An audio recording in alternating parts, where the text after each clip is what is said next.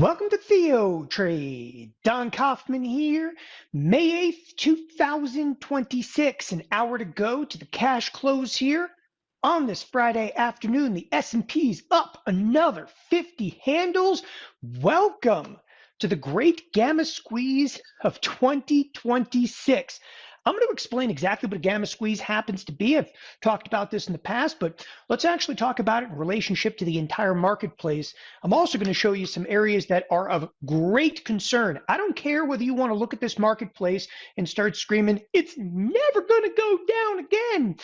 There are some imminent signs of danger inside of the gamma squeeze, and I'm actually going to explain in context. So I'm not going to sit here and give you like a lowdown of like the technical analysis because I just don't care. I'm going to show you why part of that gamma squeeze is starting to actually implode upon itself, and exactly how that gamma squeeze is effectively going to end, maybe sooner rather than later. We'll see. So let's get into it here, of course, on this TheoTrade weekend update.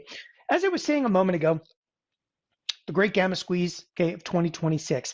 What does that look like? You know, I can bring up the spiders. Spiders are a pretty good way to actually look at it, but to really do this justice, let's actually bring up the NASDAQ.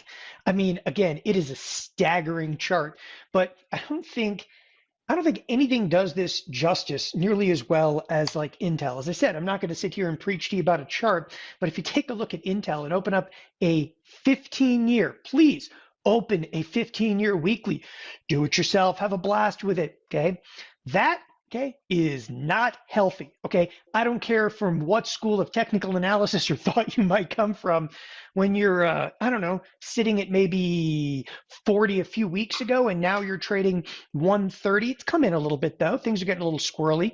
We're going to look more at this in just a moment, but this, you know, is the epitome, if you will, of the gamma squeeze. And the gamma squeeze right now is being driven only by a handful of underlyings. So one of the things you're also going to hear me say in a moment, the market breadth is not good. The advanced decline line, I mean, it kind of sucks for the fact that the S&Ps are up 50. And I think we all can agree on that. Look, it's right in front of you. You know, the S&Ps, the advanced decline line, that's the S&P 100. There's 36 products to the upside, but the S&P's up 50. It's all NASDAQ, okay? The Dow right now is affectionately down 100 handles, and the Russell is kind of stuck in the middle with you. It's not doing a whole hell of a lot, but stuck out there. So as we look at this, and again, you want to be kind of objective at it, let me explain to you what gamma squeeze happens to be. And I can use an individual stock or I can use, you know, the entire market, but I'll explain it a little bit like here, like in NVIDIA, you can see the gamma squeeze kind of faded a little bit in it. Okay. We could actually look at something like Broadcom. But again, what really kind of takes the cake in here, it's possibly Intel. This was news that was related in Intel, but let me explain to you in the context of looking at the daily chart. So what a gamma squeeze really breaks down to is this. People constantly argue about it's fundamental analysis, it's technical analysis, it's this, it's that, you know, it's quantitative, you know, that's driving it. Right now, plain and simple, to put it into context, it's call buyers. That's it, it's call buyers. Okay, if you start looking at a product like Intel, you're not going to have to look very far. You can actually look under option statistics on Thinkorswim, and you're going to see an extraordinary number of calls that are trading. It's trading like Intel's been pretty heavy volume, but right now it's trading over 3 times its normal daily volume, and the number of calls traded at the ask or above. When they say the ask or above, if a market's $3 at 310, trading at the ask or above means buy them at 310, and they're just literally people are coming in just buying everything they possibly can at 310. They'll pay anything they can possibly get. It's call buying, and that call buying can be retail traders or that call buying can be professional traders. Okay, but when you buy calls, and I'm just going to put you up here as as the retail, right? So let's call you retail, and retail comes in there and they buy calls. So they buy calls here in Intel, and they buy calls in AMD, and they're buying calls, you know, obviously in Apple and NVIDIA and Tesla. You're buying calls, okay? Buying calls is the equivalency, of positive delta, all right? So it's the equivalency of positive delta. What does that mean? It means it's bullish. Well, the market maker, we're going to label that as MM, has to sell you those calls, okay? And they don't mind selling you the calls. Why? Because if the bid offer spread, as we were saying it ago, is 3 at 310, okay? If your market is 3 at 310 and you're buying them at 310, that market maker is catching a little edge. Unfortunately, though, it creates a market maker, okay, that's going to be negative delta, which means that they've got, well, bearish position on. Do you want a bearish position in a market that looks like that? Hell no. So what do? They turn around, okay, and they buy stock. They buy stock, which is positive delta. And what that does is it neutralizes the directional, position at that point. So that's market making kind of 101. Everything in the market making side of the business has nothing to do with directional bias. People always, Ken Griffith down at Citadel is screwing people. Okay, good. I've met Ken. He's not screwing anybody. It's bid offer spread. That's how they make money. It's bid offer spread and hedge. Bid offer spread and hedge. Great. But then what happens is the retail, okay, it's got this bullish position on. The market maker sells you the calls and then buys the stock. When you buy stock, guess what? It actually makes the stock go up. And then more retail comes in, and what do? They buy calls. When they buy calls, it's positive delta. You know what you have to do? Then they have to sell you, obviously, more calls. They have to buy more stock, but it actually takes the original position out of balance again. So not only do they have to buy stock with the secondary calls that are coming in, but they have to buy stock, okay, with the primary position because this gets out of whack again. So what do? Buy stock. They buy stock for the secondary position here. They buy, more stock for the original position. And what do you get? Okay, I'll tell you exactly what you get. Kind of a positive feedback loop. And this is the great gamma squeeze. I heard that there was approximately $2.6 trillion of calls traded just yesterday. Okay, today it's going to be even more. $2.6 trillion in calls. It's absolutely insane. But I need you guys to understand, this is not like an investment. It's market making firms that are buying the stock. And they're not like, oh, I'm going to be a long-term holder of the stock. You realize, okay, that they're selling calls. They're selling calls and they are long stock. And you go, well, when they sell the stock, it's going to go down. Not if the stock just gets called away. Some of the calls they actually sold are in the money. Stock gets called away. It's a way to sell stock without actually having to sell the stock. So what do you got over here? Positive feedback loop. And that's what we're in right now. So why do I mention this? Because you're in a situation where when the marketplace continues to perpetuate and gets in this feedback loop, the demand for calls gets so high, okay? People are like, buy them, that you actually start to twist the skew. You're seeing it right now.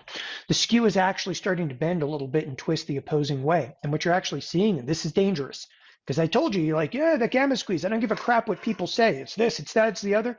Listen, you have volatility up with the marketplace up. That is a definitive warning sign. Why? The demand is so strong to buy calls that they're actually lifting the price. Okay. The analogy I like to give for this is walking into a Chevy dealership to buy a Corvette, and they say, Corvette's $100 grand, but for you, we're 20,000 over sticker right now. And eventually, okay, that's what happens to the marketplace too. Now, I'm going to jump around a little bit because Intel is a perfect example of this. Intel, the skew is so tweaked in here. I've seen some crap before, but this is right up there. For you, follow along, play the TheoTrade at-home game. Take a look at the implied volatility on calls. I know that these calls are 41 days out. I don't give a crap about that. Okay, the at the monies are trading 92. The out of the monies are almost 100 vol. Okay, which basically means they're charging you a small fortune to buy calls. And at some point, at some price point, everybody like on the professional side looks at this, they go, you can't make money. Who can make money buying calls that are this far out of the money?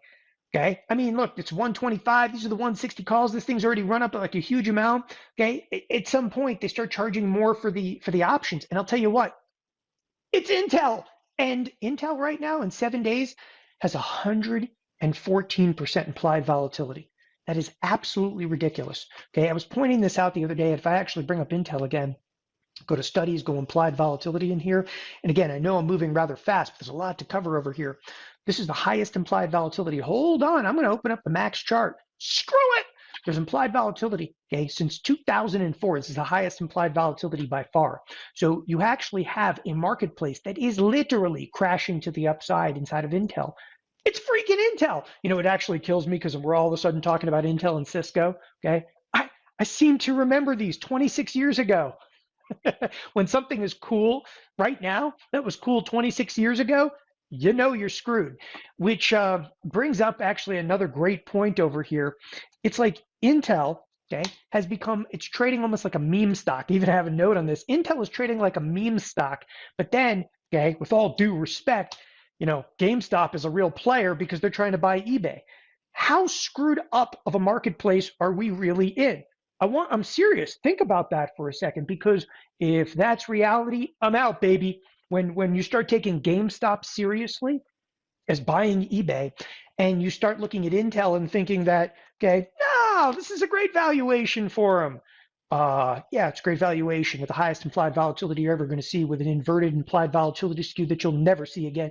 I mean, this is violence, if you will, to the upside. And I do recognize that today Apple announced, that they're going to start using Intel. By the way, Apple also used to use Intel. Okay, I have one of those computers from like 2020. It sucks. Let me just tell you right now, it didn't work out the last time. Oh, the second or third time around, it should work out beautifully. Net. Okay, the trades that I've got on right now, I don't have a lot of trades that are being negatively impacted by this. I have a handful of trades that are being negatively impacted. Like I did take like a bearish position in Apple a while ago. It's just a way out of the money spread. But net kind of trades I've got on, I've got stuff in what? XLF. Okay, that crap is right in the money. It's beautiful. I got some stuff in like XLE. That's actually kind of working a little bit here in XLE. I'm right at the money. And it goes on. And I've got some stuff in like, United Healthcare. Okay, and this trade, it's on the dance floor. We'll see how it's going to work out. But I'm not really being dramatically negatively impacted by the burst to the upside, because I'm being very, very, sector specific right now. And as I was saying a moment ago, some of the sectors, they look like crap. Okay, healthcare. Guys, just bring this up. Here's healthcare today. Sell side activity in the XLU continues downtrend. The XLI actually peaked out and fell over. Okay, flat on its face. The XHB, this is the home builders, is down. XLP is relatively flat. Like, look, the only thing that you can really point at right now, it's technology, but really it's the semiconductors. Okay, semiconductors continue to own this marketplace, and I'm not going to deny that at all. Okay, what I am though looking at, and very, very specifically looking at, the inverted implied volatility skews. Let's get more to them. Let's cruise over to AMD. AMD is an explosive move to the upside, continues to be an explosive move. If you open up, I like to open up and give myself a little time. There's a huge inverted implied volatility skew in here as well. Okay, ladies and gentlemen, I have seen many underlyings trade with inverted implied volatility skews. Okay, but the nature of this one is probably more fierce than we have ever seen. When you start looking at out of the money options, and I'm talking way out of the money stuff like an AMD. Okay, and again, I'm stressing to you right now, in AMD, the 640 calls, okay, that's 200 points out of the money. Those things are trading for $4 right now. Who on earth, okay, wants to go out and buy them? You're like, I'll buy them. Okay, yeah, you're retail. Except that professional trading firms are going to look at this and they go, that's absolutely ridiculous. Okay, that's insane. They're actually going to start selling them. And what that's going to do is it's going to start to flip the gamma over. What's it's going to do at some point? Nobody wants to pay these premiums.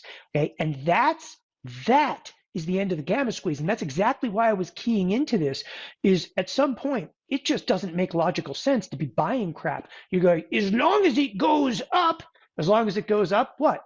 What are you going to tell me? As long as it goes up, it's worth buying the calls, except those calls inside of Intel, we're trading for almost 100 vol, okay? And that's 41 days out. 41 days out, almost 100 vol, and it's Intel, okay? You look at stuff like Dell, also eerily reminiscent of 26 years ago. You look at stuff like Dell, okay? You're not far off in here either.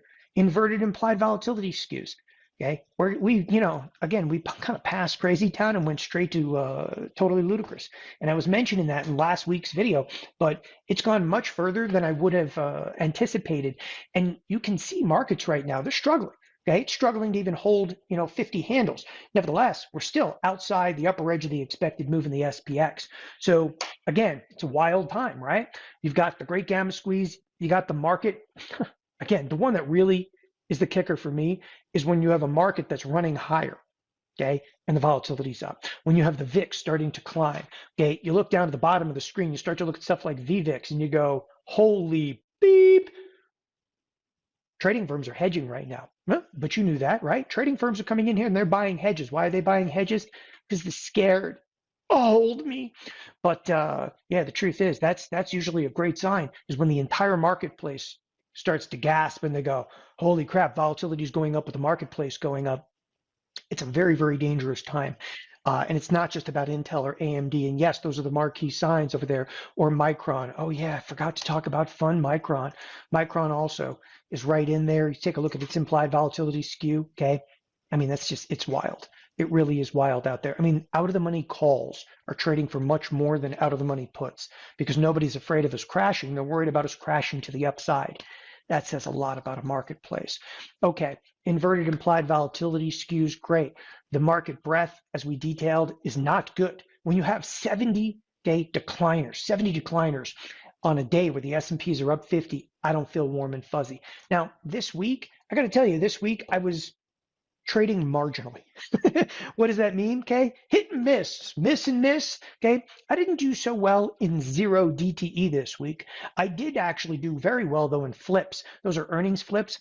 I hit CoreWeave for 210%. I hit Rocket Labs for 220%. I hit McDonald's for 85%. And everybody was, well, tell me about the losing trades. I had two other losing trades. Okay, I had a trade an ARM and one in AMD, and both of those lost 100%. But when you're making 200%, so I actually went 3 for 5 this week. I went 3 for 5 this week, okay? But when you're hitting 200% and 220% and 85%, you're golden, pony boy. So I went 3 for 5 this week inside of earnings flips. My trading inside of Superfly this week was actually marginal, okay? Just trying to claw to kind of break even.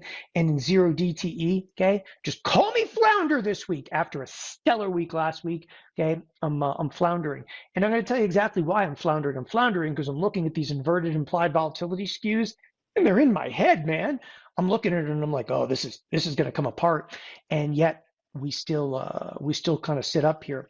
The last thing I wanted to kind of mention before I get into the SPX and talk about the expected moves is you do realize that jobs numbers came out this morning. Nobody cared. Okay. Nobody cared about jobs. Nobody even cares about peace. Nobody even cares about the fact that oil, like everybody's going to be talking about oil, right? Oil's $95 a barrel. Nobody cares. When the marketplace, okay, is disregarded everything and anything. I mean, literally, there's nothing that matters right now except the great gamma squeeze, because that's what the marketplace is. That's why I said there's no fundamentals, okay? There's no economic data. So this came out today, which is the jobs number. It was good. Nobody cared. Then the consumer confidence number came out. Nobody cared. Do we even have to mention it? Okay, it's a survey. Who cares? That could actually influence the Fed to some degree, but the Fed doesn't even matter now. Why? Because you got AI, baby. AI is going to save the whole world or completely and totally destroy it with an implosion. I want you to keep in mind everything you're seeing in this market right now, okay? Everything you're seeing, this is a trade. This is not an investment. This is a trade. Don't feel like you got to chase it, okay? Because it's a trade. Can it go further? Of course it can go further. The risk reward, though, right now, upside potential and downside, it's wild. Got a lot of risk if you actually start to chase this at this point in time. If you do chase it, I suggest you strongly that you use defined risk trades. All right, last but definitely not least, the SPX. We are outside the upper edge of the expected move. So this week, kind of box it in, we were expecting approximately 108, we'll just call it $110. So the move this week was priced to be $110, $110 higher, $110 lower. We're outside that expected move, okay? By a pretty good margin too. I mean, this right here is 73.40, okay? Where are we trading right now? Plus 50. So we're about a standard deviation, about a half a deviation outside the expected move, okay? Now, if you're trading this week and you had a $110 expected move, okay, and we exceeded it, what can you expect next week? Look, the implied volatility is ever so slightly higher next week. That's not over. There's still, 40 minutes left in the trading session, but the implied volatility, it's not collapsing. It's doing the opposite. We're actually slowly expanding an implied volatility with the marketplace going up. It makes it dangerous. People, okay, it's a gamma squeeze. It's unequivocally a gamma squeeze. And gamma squeezes, okay, they all end and they get wild. Keep your hands and feet inside of the vehicle at all times. Have a wonderful weekend. Thanks, everybody, for joining us here at TheoTrade.